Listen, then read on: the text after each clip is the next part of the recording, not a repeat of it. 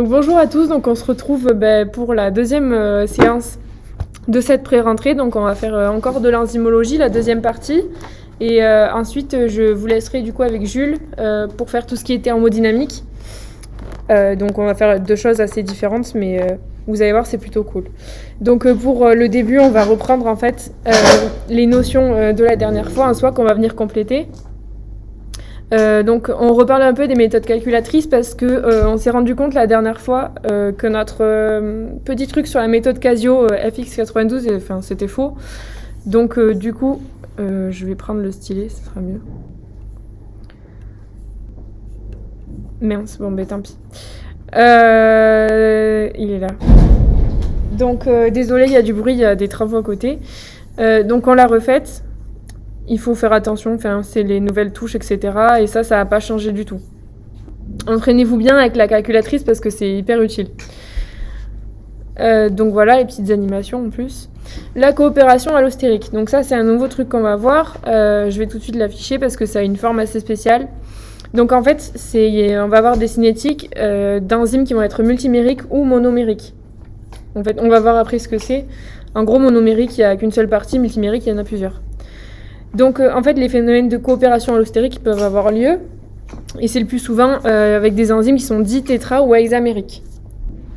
Donc en fait, on va avoir une courbe qui va être comme ça, c'est une courbe qu'on appelle sigmoïde. Donc en fait, ça va être un peu plat, ça va monter, et après ça va refaire un plat. Donc c'est complètement différent de ce qu'on avait la dernière fois, qui donnait un aspect un peu comme ça. Mais en tout cas, ce sera du coup en fonction de la concentration en bas. Donc substrat, c'est pas 1 sur S, il ne faut pas confondre, là c'est juste le substrat. Et en haut, vous allez avoir par rapport à V0. Donc en haut, vous allez avoir le Vmax que vous allez trouver. Et ensuite, pour trouver la Km, comme la dernière fois, vous prenez donc votre Vmax divisé par 2. Donc imaginons que ce soit 5 ici, là, vous prenez 2,5 et vous regardez et ça va vous donner votre Km. Alors,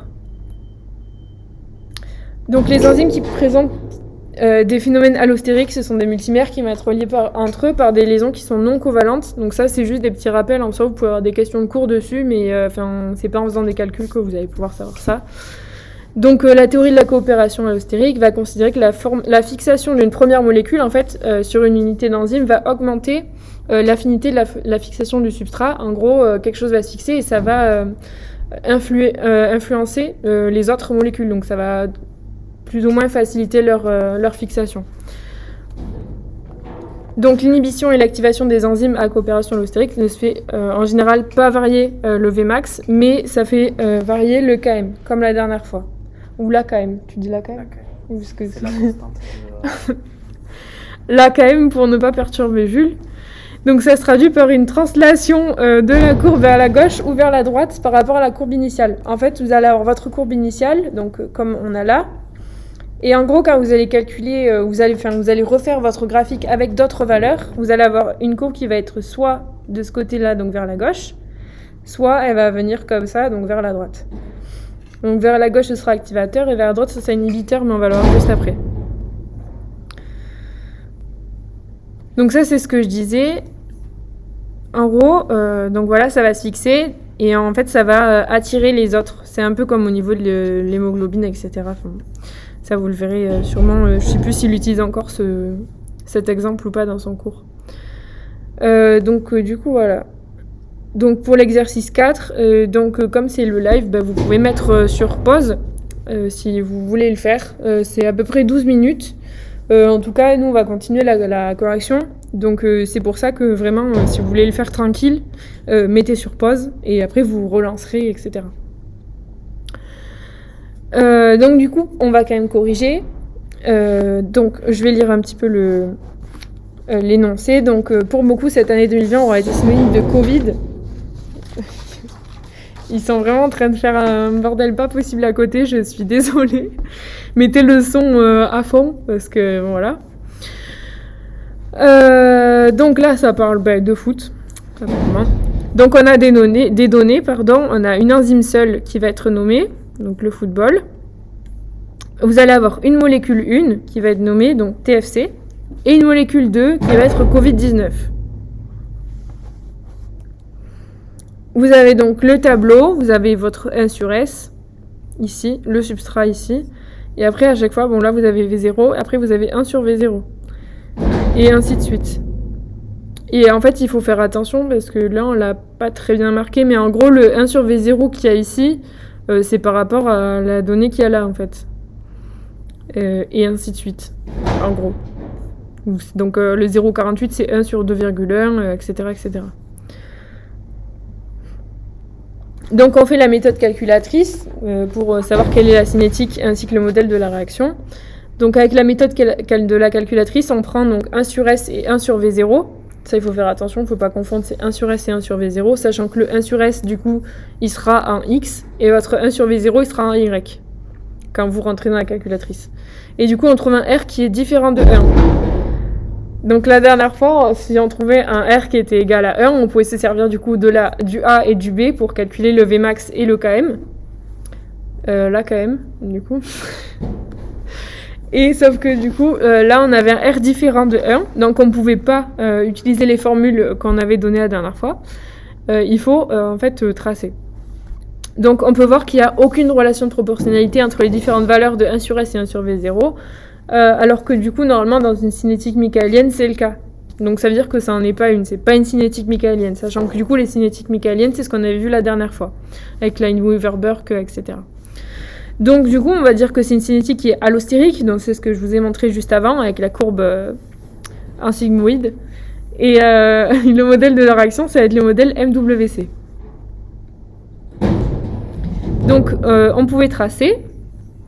Donc vous avez les petites légendes ici, vous avez l'enzyme football, donc ça c'était l'enzyme toute seule, l'enzyme football, donc c'est celle qui est en bleu. Donc vous pouvez voir qu'en fait toutes elles arrivent à un certain plateau, et c'est à ce plateau-là qu'on va pouvoir lire le Vmax. Vous avez le football plus Covid-19. En fait, vous prenez toujours votre enzyme seule à laquelle vous rajoutez une molécule. Donc vous avez votre enzyme seule. Si jamais vous rajoutez du coup la molécule Covid-19, ça va être la courbe orange. Si jamais vous rajoutez du coup la molécule TFC, ce sera la courbe grise. Donc du coup, on peut lire en haut notre Vmax. Donc là, je suppose qu'on va partir du principe que c'était 8. Voilà, donc on part du principe que c'est 8. Donc on fait Vmax divisé par 2, donc ça donne 4. Donc vous prenez votre 4, vous tracez votre trait, et en fait ça vous donne tous vos KM là.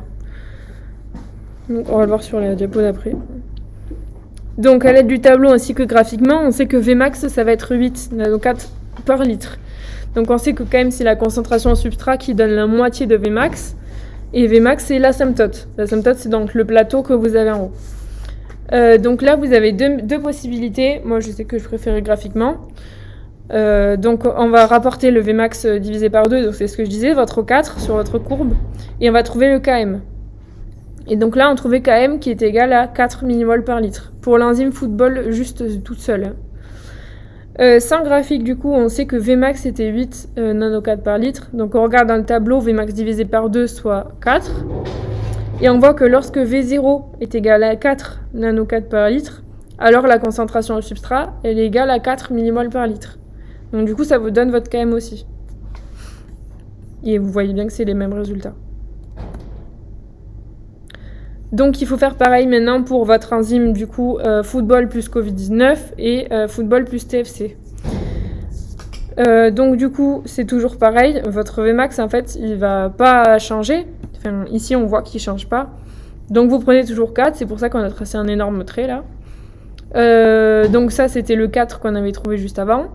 Dès qu'on veut chercher football plus Covid-19, on prend ici. On voit que du coup, on a un Km qui est égal à 5 mmol par litre, avec toujours le Vmax qui est égal à 8 nanoCat par litre. Et pour la courbe grise, avec le TFC, ça va être du coup 8 nanoCat par litre, ainsi que le Km qui va être de 2,8 mmol par litre. Et en fait, ça revient à ce que je disais au début, c'est que le Vmax ne va quasiment pas changer. Enfin, ici, on voit qu'elle ne change pas du tout. Donc 8 à chaque fois, et c'est surtout le KM qui va changer. Donc les molécules A et B sont-elles activatrices ou inhibitrices? Donc là, c'est ce que je disais tout à l'heure, vous prenez en fait votre courbe initiale, donc l'enzyme seule, donc votre enzyme football, et vous voyez qu'en fait vous avez la courbe du coup grise qui se déplace vers la gauche. Comme elle se déplace en fait vers la gauche, elle va être activatrice. Et si jamais ça se déplace vers la droite, Donc comme la courbe qui est ici en orange, ça va être inhibiteur. Ouais. Pour vous en souvenir, moi je savais que le A, en fait, c'était le début de l'alphabet, donc ça allait vers la gauche, en fait. Voilà, parce que l'alphabet, ça se lit de droite à gauche. Voilà, moi ça m'aidait en tout cas. Donc du coup, pour la molécule Covid-19, c'était donc la orange. Elle est donc inhibitrice vu qu'elle est partie à droite. Donc elle est inhibitrice car quand même de l'enzyme football plus Covid-19 est supérieure à celle de l'enzyme football seule. Donc ça c'est ce qu'on peut voir au niveau des KM. Enfin, moi je sais que quand j'avais le graphique je préférais comme ça, mais sinon au niveau des KM vous pouvez le faire aussi. La molécule TFC elle va être activatrice parce que sa KM elle va être inférieure à celle de l'enzyme football seule. Et donc voilà, en fait c'est ce qui est marqué en bas. Là c'est en haut ils expliquent par rapport en fait à AKM, par rapport à ce qu'on avait vu du coup la dernière fois. Et en bas c'est ce que je disais donc avec la courbe Covid-19 qui est à droite, donc du coup ça va être inhibiteur, et à gauche activateur. Donc voilà. Donc l'exercice 5. Là comme tout à l'heure, si vous voulez faire cet exercice là tranquillement, vous pouvez mettre sur pause. De toute façon il y a marqué en haut 12 minutes, et sinon on va corriger nous, donc voilà, mais mettez pause et comme ça vous nous retrouvez dans 2 minutes. Du coup on va corriger quand même. Je ne vais pas lire l'énoncé parce que ça va prendre du temps pour rien. Donc vous avez votre tableau. Là, c'est ce qu'il faut. Enfin, il faut faire attention à chaque fois. Ici, vous avez la concentration substrat. Donc c'est S. Ça, c'est la concentration, donc S. Et là, vous avez votre V0. Et ici, on n'a pas mis le 1 sur V0, etc. C'est bon. Donc de quel type de cinétique s'agit-il ? C'est une cinétique qui est allostérique parce que quand on rentre en fait les données dans la calculatrice, on voit que R va être différent de 1.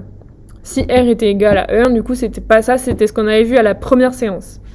Là, on voit que R est différent de 1, on peut pas utiliser le A, le B, etc. pour faire les calculs, il va donc falloir tracer votre courbe. Et donc ça veut dire que la droite d'équation, elle est pas linéaire, donc c'est pas line mover Burke. Donc, du coup, c'est ce que je disais juste avant, il faut faire attention, on avait des concentrations au substrat et les vitesses, mais on n'avait pas le 1 sur. Donc, il faut tout changer. Là, on va mettre un 1 sur la concentration, donc c'est les résultats qu'il y a de ce côté-là, en fait. On fait 1 sur 2, ça donne 0,5, 1 sur 4, 0,25, etc., etc. Et pour 1 sur V0, on fait exactement pareil, en fait. Et pareil, c'est encore les valeurs qui sont à droite. Donc là, c'est le même principe que tout à l'heure. Vous avez votre enzyme seule à laquelle on va rajouter des molécules. Donc on va rajouter une molécule Covid ainsi qu'une molécule GPPT. Et le but, ça va être de voir du coup si ces molécules-là qu'on rajoute sont activatrices ou inhibitrices. À tes souhaits. Merci. De quel type de cinétique s'agit-il ? Donc on peut aussi deviner l'allure de la courbe. En fait, comme vous voyez, votre R va être différent de 1, etc. Généralement, quand on voit que c'est différent de 1, on se dit que ça va être une courbe qui est sigmoïde. Donc, c'est l'espèce de forme bizarre là qu'on avait tout à l'heure. Avec le plateau, ça monte et il y a un autre plateau. Donc, du coup, je sais plus ce que je disais. Oui, on pouvait deviner l'allure de la courbe avec les données du tableau et on voit qu'il n'y a aucune proportionnalité entre les valeurs. En fait, on peut pas les rallier les unes aux autres, quoi. Il y a pas de... C'est pas comme si on avait genre 2, 4, 6, etc. Bon, voilà. Donc, quel est le modèle ? Le modèle suivi par cette réaction, du coup, c'est le modèle MWC, puisque c'est une coopération allostérique. Alors, déterminer quand même les Vmax de l'enzyme seule. Donc là, en fait, c'est avec les données que vous aviez, il fallait faire cette courbe-là, là. Alors attendez, parce que du coup, il manque des données. Mais... Voilà. La cinétique allostérique, du coup, c'est la vitesse. Et là, c'est au niveau du substrat. Donc, c'est cette équation-là. Pardon. Donc, vous avez toujours ce que je disais tout à l'heure. Vous avez la petite phase de plateau initiale, que ça monte d'un coup. Et vous avez... l'asymptote, donc la phase de plateau tout en haut, qui correspond à votre Vmax. Votre Vmax, du coup ici ça va être 10. Sauf que pour avoir la KM, il va falloir faire Vmax divisé par 2. Donc Vmax divisé par 2, ce sera 5. Puisque là, c'est 10. Voilà, donc vous tracez à 5. Et en fait, après, il suffit de reporter. Et vous avez un KM qui est environ égal à 3,4 millimoles par litre. Donc là, il faut faire exactement pareil, mais avec la molécule Covid ainsi que la molécule GPPT. Donc, ici, on a l'enzyme GPPT plus... la molécule GPPT, pardon, plus l'enzyme seule. Et là, pareil, mais c'est avec Covid. Donc, on fait comme tout à l'heure. La phase de plateau, c'est exactement la même. Donc, c'est toujours Vmax qui est égal à 10. Donc, on doit faire pareil... Vmax divisé par 2, donc c'est 5. Donc hop, on reporte. Pour l'enzyme plus Covid, la KM va être égale à 6,8 millimoles par litre. Et pour l'enzyme GPPT, avec GPPT, ce sera 4,5. Et en fait, quand on voit ici, là, c'est ce que je disais tout à l'heure, donc là, vous avez votre enzyme seule, donc c'est l'enzyme de référence, on va dire. Et en fait, vous voyez que les deux sont vers la droite. Donc en fait, ça veut dire que les deux vont être inhibitrices, mais il y en a une qui va l'être plus que l'autre. Et d'où la question. Donc, quelle est la molécule qui a l'effet inhibiteur le plus fort sur l'enzyme ? Donc, quand on regarde au niveau des valeurs, donc on voit que, comme je le disais au début, la Vmax ne change pas, c'est toujours 10. Et de toute façon, au niveau de l'affinité, etc., on regarde au niveau de KM. Donc, on voit que KM de l'enzyme seule, c'est 3,4. Ici, avec Covid, ce sera 6,8. Et GPPT, 4,5. Donc, ça veut dire que les deux là, les deux, quand on rajoute les molécules, vont être supérieures à celles de l'enzyme seule. Donc, les deux vont être inhibiteurs. Donc, on le voit aussi au niveau des calculs, quoi. Et puisque la KM de Covid est supérieure à la KM de GPPT, en fait, la molécule de Covid, ça va être l'inhibiteur le plus puissant. Et voilà, on peut le voir ici, en fait. Comme, en fait, il est beaucoup plus à droite, ben, il va être beaucoup plus inhibiteur. En gros, c'est comme si vous étiez en position neutre. Là, vous avez votre courbe normale, donc c'est la position neutre. Si vous allez vers là, vous allez être de plus en plus activateur. Si vous allez vers là, vous allez être de plus en plus inhibiteur. Donc voilà, c'est comme si ça c'était un 0 en gros et que bon, voilà.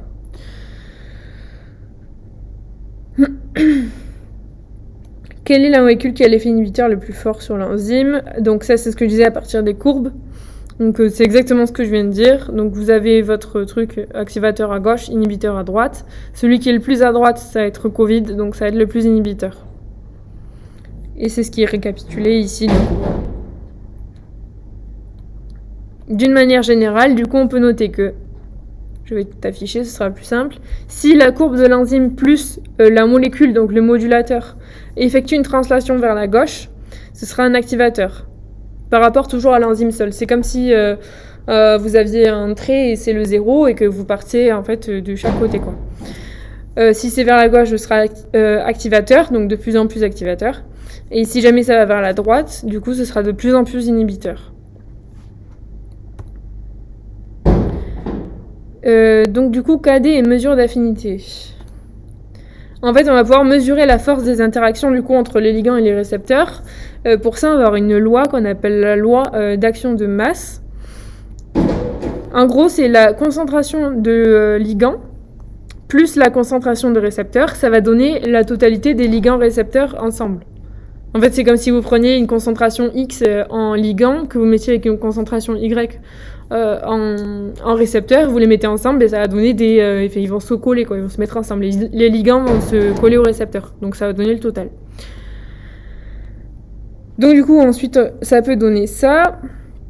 Donc ça, c'est un petit peu des formules à apprendre. Moi, personnellement, je les apprenais juste bêtement, quoi. Donc la concentration en ligand fois la concentration en récepteur sur la concentration en ligand-récepteur totale. Ça va donner en gros KD. Donc c'est la constante de dissociation qu'elle s'appelle. Et ça va être égal du coup à l'inverse de la constante d'association. Donc ce sera 1 sur la constante d'association. En fait, ça apparaît d'un côté assez logique, c'est que La dissociation, ça va être en fait l'inverse de l'association.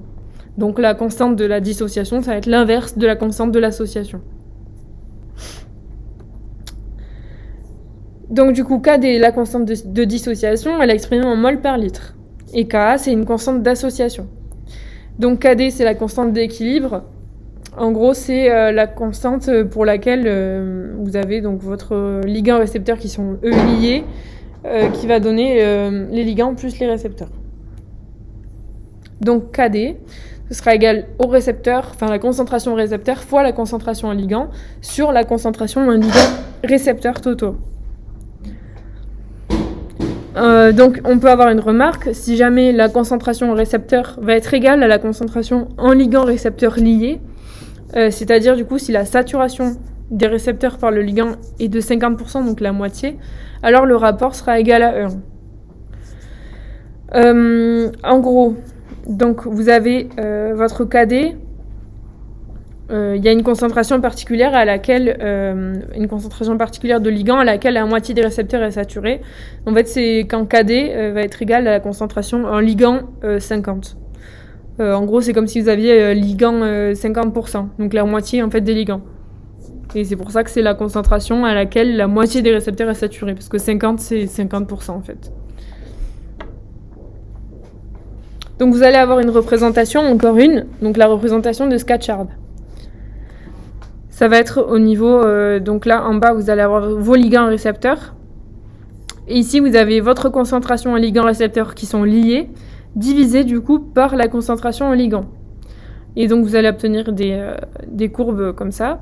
Et en gros quand ça va toucher ici là, croiser les abscisses, ce sera votre concentration en ligand récepteur max au niveau de cette réaction là. Donc vous avez une pente ici. Ça va effectuer une pente, c'est une droite, donc ça fait une pente. Et donc du coup, la pente, ça va être moins Ka, donc moins la constante d'association. Et donc ce que je disais tout à l'heure, c'est que du coup, la constante d'association, c'est l'inverse de la constante de dissociation. Donc si la pente vaut moins Ka, ça veut dire que du coup, elle vaut aussi moins 1 sur Kd. En gros. Donc ça veut dire que pour une valeur de ligand récepteur lié, du coup, on regarde quelle est la proportion de ligand qui va être fixée, donc votre LR, par rapport à la proportion de ligand libre.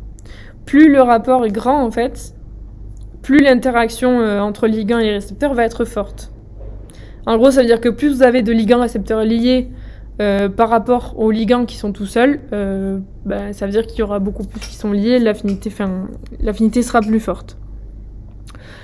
La représentation de Scatchard permet de distinguer du coup deux récepteurs qui vont avoir une affinité différente pour un même ligand. Donc le KD, ça permet de déterminer l'affinité d'un ligand pour un récepteur. Donc c'est ce que je disais, plus KD est petit, plus l'affinité est grande. C'est toujours par rapport à la relation de tout à l'heure. Vous avez votre constante d'association qui va être égale à l'inverse de la constante de dissociation. Donc en gros, plus vous avez une proportion de dissociation qui est petite, plus l'affinité va être grande. C'est-à-dire qu'ils vont rester tous ensemble, ils vont pas se dissocier. Donc pour ça, il y a un exemple. Vous avez un ligand 1 qui a une affinité qui va être mesurée par un KD1 qui va être égal à 10 puissance moins 5 mol par litre. Et ensuite, vous avez un ligand 2 qui va avoir du coup une affinité mesurée par un KD2 à 10 puissance moins 7 pour le même récepteur. Et on vous demande quel est le ligand qui est le plus affin pour ce récepteur. On voit que le ligand 2, il va avoir une plus grande affinité.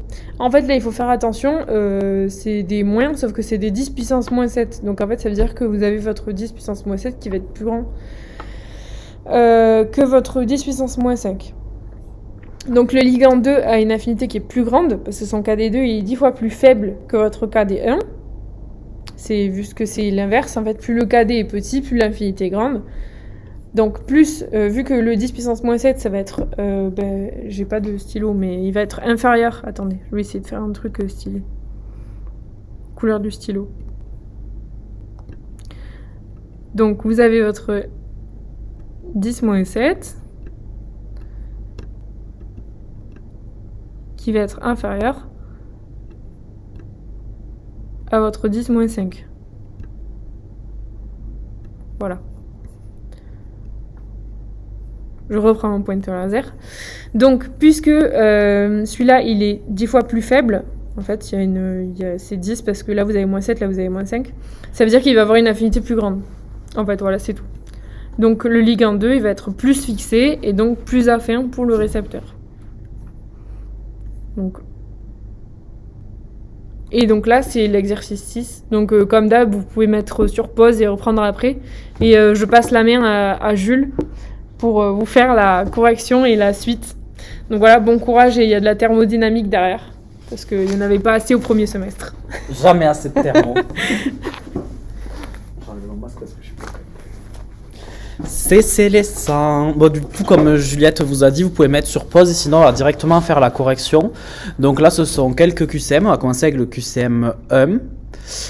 Donc, bon, alors attendez parce que hop.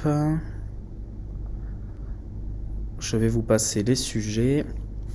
Donc, le premier item, c'était plus l'AKM. L'AKM sera grande, moins l'affinité sera grande.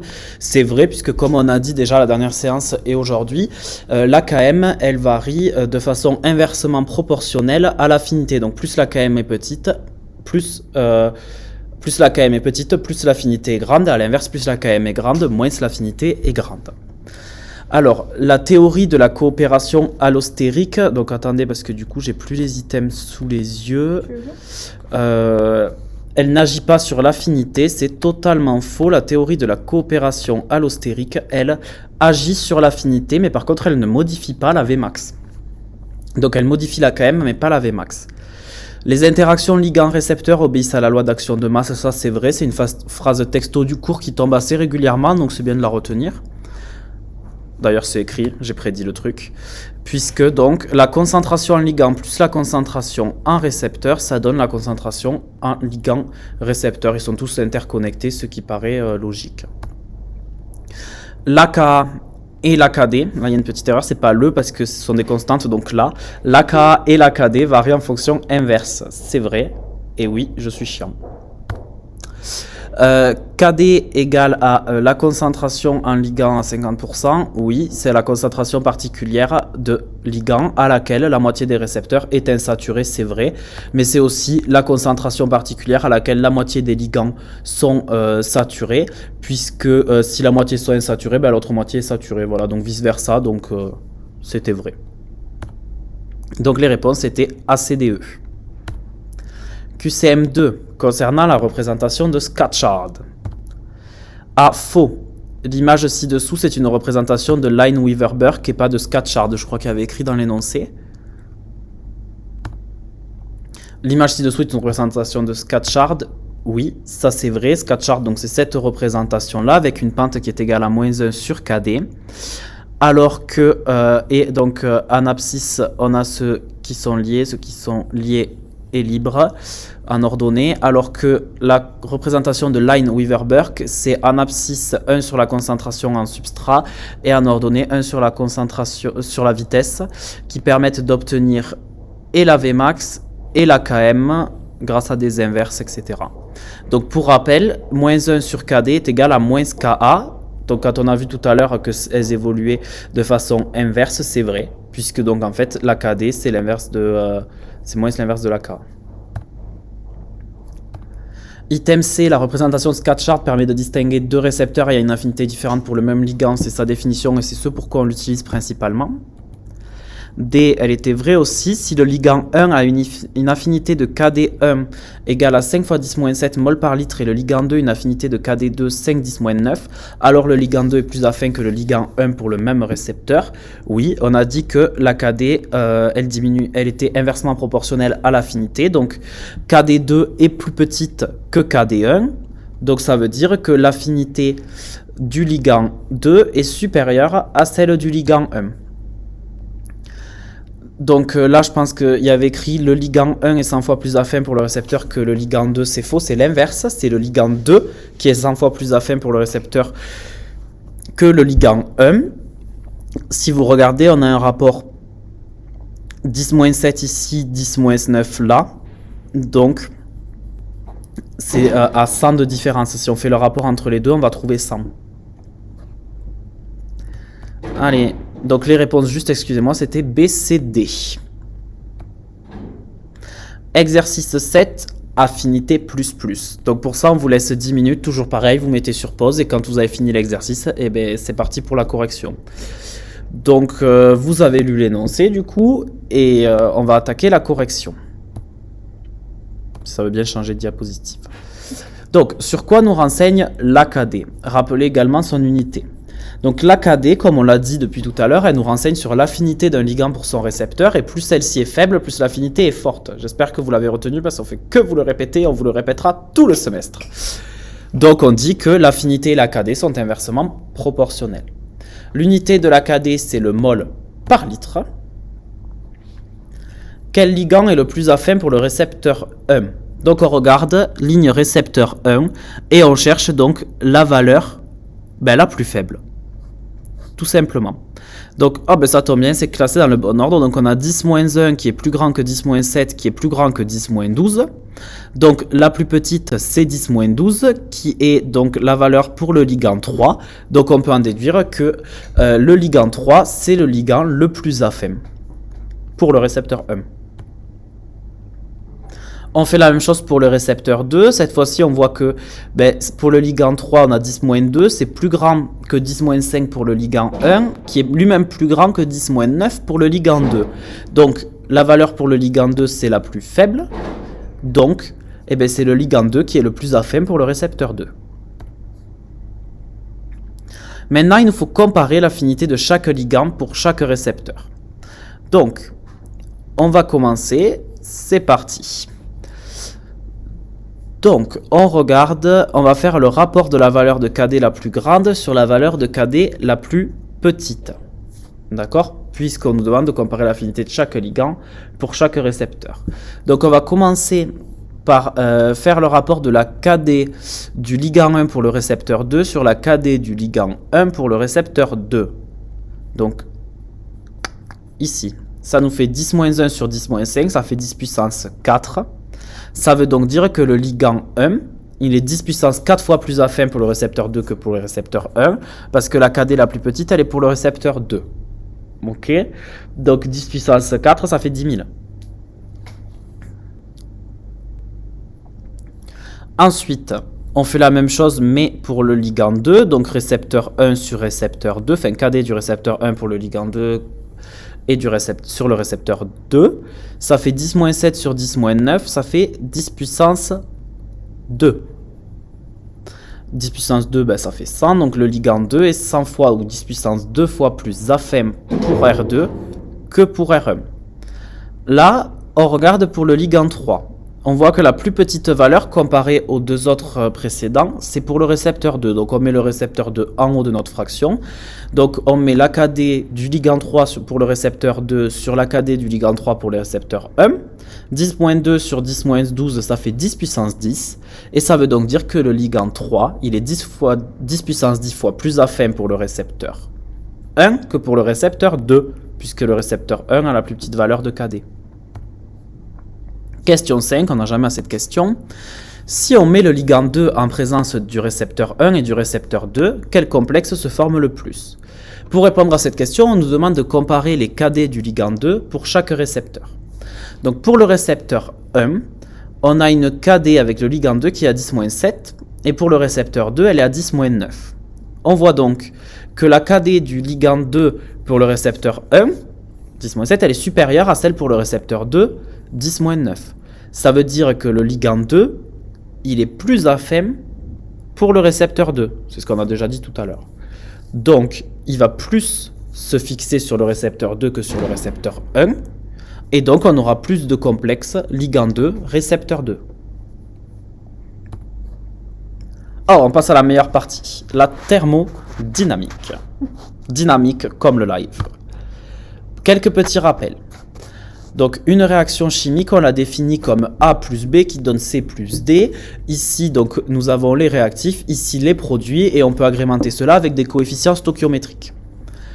On sait aussi que la chimie organique, elle nous donne les éléments produits. Donc elle va nous donner C plus D par exemple. La thermodynamique, elle nous indique si la réaction, elle est spontanément possible. Et la cinétique, elle va nous dire la vitesse de réaction et quel est le temps d'équilibration de la réaction. Donc ça, c'est trois choses qui nous permettent de caractériser une réaction chimique de ce type. L'énergie libre maintenant, qu'on appelle aussi enthalpie libre, elle est calculée grâce à la loi de Gibbs-Helmholtz. C'est ni plus ni moins que la loi de Gibbs quand vous donnez au SE1, sauf que là on rajoute Helmholtz derrière, mais sinon c'est la même loi.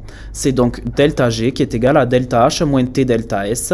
Delta G c'est l'enthalpie libre, donc ça, on va savoir si la réaction est possible, si elle est exergonique ou endergonique. Delta H c'est l'enthalpie qui indique la production ou l'absorption de chaleur, donc si c'est... Attends, j'ai un trou là. Non, c'est exothermique ou endothermique, excusez-moi, je suis un peu bête là. Donc si c'est exothermique ou endothermique, et delta S qui est l'entropie qui va nous indiquer si on tend vers plus d'ordre ou plus de désordre, et donc ça va influencer le sens de la réaction.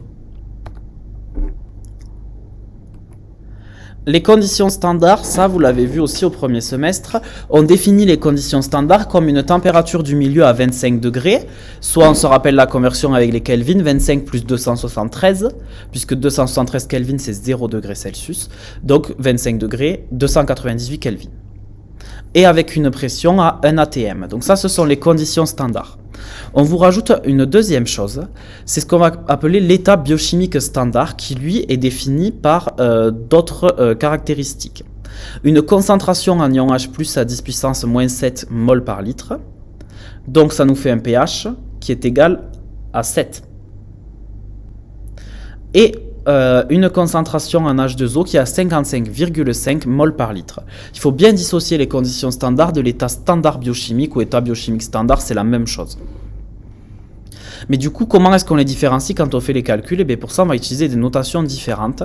Je vais essayer de passer un peu de temps sur cette diapositive parce qu'elle est hyper importante en fonction des notations. Vous n'allez pas devoir calculer de la même manière.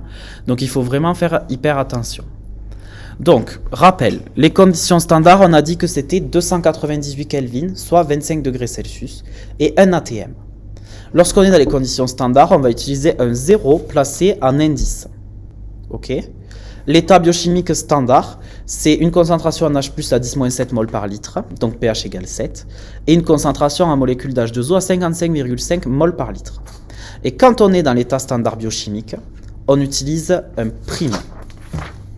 Il faut faire attention, pour la notion qu'on va voir juste après, qui est le K'-EC, on l'utilise uniquement lorsqu'on est à l'état standard biochimique et dans les conditions standards. Il faut que les deux soient réunis. Mais on peut très bien en avoir une et pas l'autre.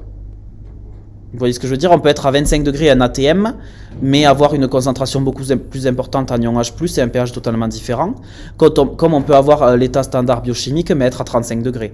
Donc il faut vraiment faire attention à la notation. On va pouvoir retrouver du delta G', du delta G'0 ou du delta G0. Enfin, il y a plein de notations différentes, et on va en voir quelques exemples. Lorsqu'on a une variation d'énergie libre standard, qui se fait à l'état standard biochimique, du coup les deux conditions qu'on a vues tout à l'heure, les deux états, ils sont là. Donc on va mettre un prime et un 0, donc ça nous fait delta G'0. Quand on a juste une variation d'énergie libre standard, mais qu'on ne se situe pas à l'état standard biochimique, on met juste delta G0. Et lorsqu'on a une variation d'énergie libre réelle à l'état standard biochimique, mais pas dans les conditions standards, donc avec une température ou une pression qui sont différentes des valeurs de référence, eh bien on met un prime, donc delta G'. Et ça marche avec l'enthalpie, avec l'entropie. On peut mettre delta H', delta H'0, delta H0, delta S', delta S'0, tout ce que vous voulez. Mais il faut bien faire attention et savoir à quoi ça correspond. Mais vous inquiétez pas, je vais être relou avec ça, donc à la fin du semestre, vous l'aurez. Donc soit une réaction AA plus BB donne CC plus DD, donc là on a placé des coefficients. On définit la constante d'équilibre de l'état standard biochimique comme le K'-EC. Donc qu'est-ce qu'on a dit tout à l'heure? Le K'-EC, il se calcule uniquement dans les conditions standards plus l'état standard biochimique. Et donc il est défini comme la concentration en produit à la puissance de son coefficient stoichiométrique, multiplié par la concentration de l'autre produit également à la puissance de son coefficient stoichiométrique, divisé par la concentration en réactif 1 à la puissance de son coefficient stoichiométrique, fois la concentration en réactif 2 à la puissance de son coefficient stoichiométrique. C'est très chiant à dire, mais il faut bien le retenir, le K'(ec), c'est ceci. Autre formule, l'énergie libre standard biochimique, c'est la force qui tire le système vers l'équilibre. Et c'est défini comme delta G'0. G'0, ça veut dire quoi? Prime, je suis à l'état standard biochimique, et 0, je suis dans les conditions standards. Donc je suis, à cause du prime, à pH égale 7, concentration en ion H plus 10 puissance moins 7 mol par litre, et 55,5 mol par litre H2O. Ok? O, enfin 0 là, je suis dans les conditions standards, donc 298 Kelvin ou 25 degrés et un ATM. Bam, on y arrive. Et du coup, ce delta G'0, c'est moins RT ln de K'(ec). On peut aussi avoir une différence d'énergie libre en conditions réelles, et c'est donc delta G'. En fait, on va appeler les conditions réelles, c'est la différence des conditions standards. C'est-à-dire que soit on n'a pas la bonne pression, soit on n'a pas la bonne température. Donc, par contre, on peut très bien ne pas être, et d'ailleurs, on peut très bien être dans l'état standard biochimique quand même, même si on n'est pas dans les conditions standards. C'est complètement différent. Parce que vous voyez, donc on le nomme delta G', il y a le prime, donc on est dans l'état standard biochimique. Et ça, c'est égal à delta G'0 plus RT ln de la concentration C puissance C fois la concentration en D puissance D sur concentration en A puissance A fois concentration en B puissance B.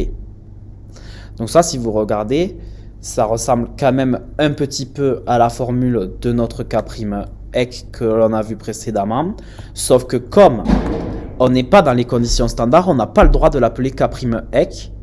Elles vont être différentes, ces concentrations-là, puisque on n'est pas dans les conditions standards, mais fondamentalement, c'est la même formule.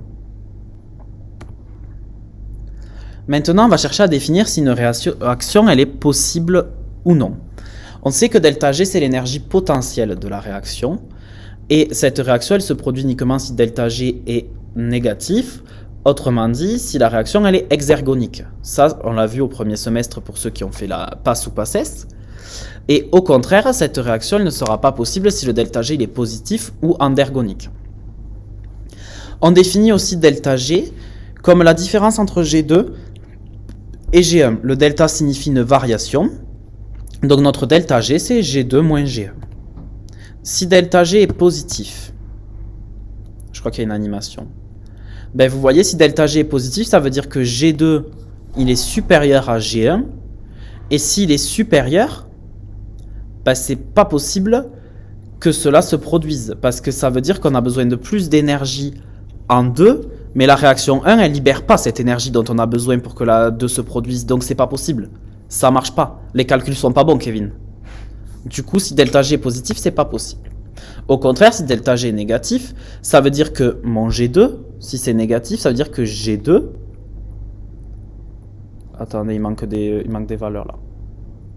Ça veut dire que G2, donc si le delta G est négatif, ça veut dire que G2 il libère plus que G1. Si G2 il libère plus d'énergie que G1, c'est très bien. La réaction elle se produit, bam, la boule elle descend, les calculs sont bons là, Kevin. Donc, sauf que dans l'organisme, c'est pas parfait, ça fonctionne, mais tous les delta G ne sont pas négatifs, c'est pas possible. Donc, une réaction qui est impossible spontanément, elle va se coupler avec une autre réaction qui, elle, est possible, mais largement plus. C'est-à-dire que la réaction qui n'est pas possible spontanément, elle a besoin de moins que ce que la réaction qui est possible spontanément, elle va dégager. Du coup, elle va y piquer une partie de ce qu'elle dégage, comme elles sont couplées, et elle va pouvoir se produire. Et du coup, les deux seront possibles. Et du coup, les deux réactions, elles vont se compléter, elles sont toutes les deux possibles, nickel, pépouze, l'organisme, il fonctionne. Schématiquement, ça donne ça. Donc en gros, là c'est pas possible. Mon G2 il est au-dessus, il a besoin de plus, donc c'est pas réalisable. La boule elle bloque, elle redescend. Par contre, vous voyez bien que là mon amplitude entre les deux elle est beaucoup plus importante. G2 il va libérer beaucoup plus que ce que G1 a besoin. Donc ça descend. Plus 29,3, moins 30,5. Si je fais la somme des deux, c'est toujours négatif, donc ça va fonctionner. Regardez. Il va se passer un truc comme ça. Hop, on monte le palier, on redescend.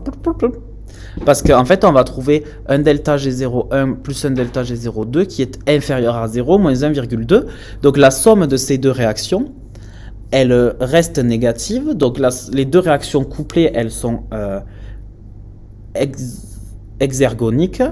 Alors que séparément, il y en a une qui était très exergonique et une qui était endergonique et donc qui ne pouvait pas se produire. Allez, on passe à un petit peu de pratique. C'est bien de m'entendre parler, mais c'est un peu mieux de pratiquer. Du coup, exercice 8, on va vous laisser une dizaine de minutes. Toujours pareil, vous allez en avoir marre de l'entendre, mais vous mettez sur pause si vous voulez le faire tranquillement. Et puis vous revenez quand vous avez fini et moi je vais vous faire la correction. Donc là, il y a quelques trucs qui sont importants dans cet énoncé.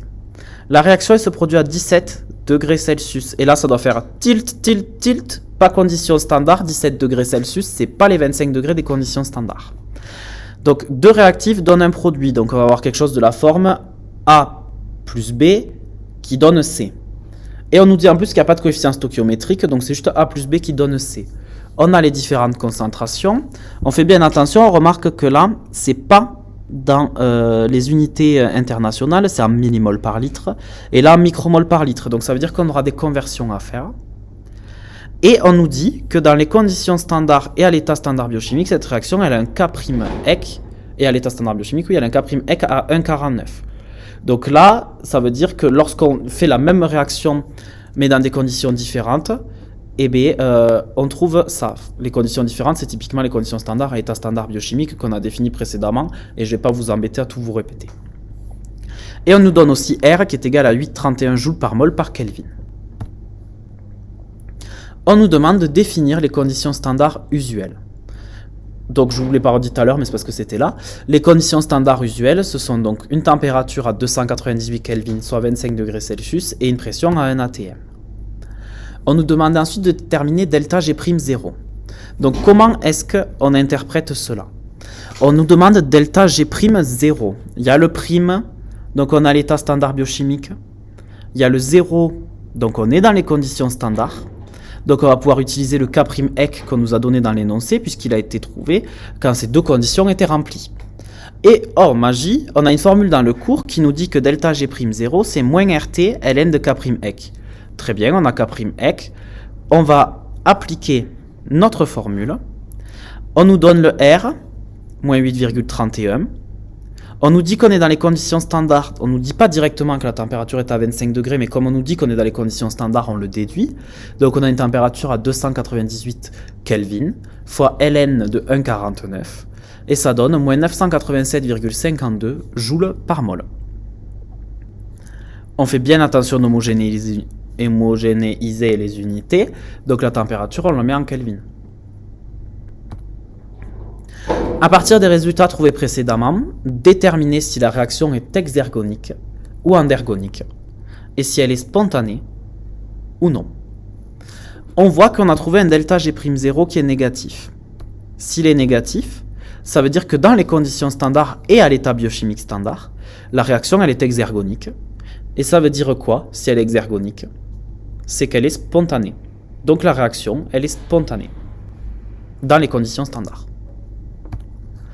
On nous demande maintenant de calculer delta G', qui correspond à la variation d'énergie libre réelle.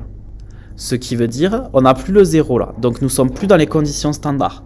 On est dans les conditions qui nous ont été données dans l'énoncé, donc avec une température à 17 degrés Celsius, et plus du tout à 25. Mais on est toujours dans l'état biochimique standard, puisqu'il y a toujours le prime. Donc, on sait, d'après notre cours, que le delta G' il est donné par la formule suivante. Delta G'0 plus RT de ln de tout ça. Et delta G'0, on sait que c'est moins RT ln de K'(EC), mais ça on l'a calculé tout à l'heure, donc on va juste le remplacer par la valeur qu'on a trouvée. On peut faire l'application numérique. il y a plusieurs choses à laquelle il faut faire attention. Déjà, on recopie bien le delta G'0, donc la variation d'énergie libre qu'on a trouvée précédemment. Plus 8,31, c'est donné dans l'énoncé. On fait bien attention à convertir notre température en Kelvin, donc 273 plus 17, ça c'était la valeur en degrés Celsius, fois Ln. Et là, on va mettre nos concentrations, donc celle en produit. Il y a un seul produit, il est à 6,3, on nous disait micromol par litre. Micromol, c'est 10-6 pour faire des moles par litre, donc fois 10-6, divisé par le produit des réactifs, donc 4,1, ils étaient tous en millimoles, donc fois 10-3, fois 5,4 fois 10-3. Et on n'avait pas de coefficient stoichiométrique, du coup on ne va pas avoir de puissance autre. On trouve moins 4016,37 joules par mol, et donc pour que ce soit plus simple, on peut dire que c'est moins 4,016 kJ par mol. Et donc, on nous demandait si dans les conditions physiologiques, donc déterminer si la réaction est exergonique ou endergonique, spontanée ou non. On a trouvé précédemment que dans les conditions physiologiques qui nous étaient données, le résultat ci-dessus, c'est delta G' inférieur à 0. Et donc dans les conditions physiologiques, la réaction est donc exergonique et donc elle est elle aussi spontanée. Eh bien écoutez, on a terminé pour cette séance. On vous laisse avec ce magnifique montage de nous en Miss France sur le catwalk. Dommage, vous ne voyez pas sur la scène de l'amphi parce qu'on est comme ça. Si vous avez des questions, n'hésitez pas à les poser. Et sinon, on vous souhaite bon courage et on vous fait des gros bisous. Bisous, Bisous. salut.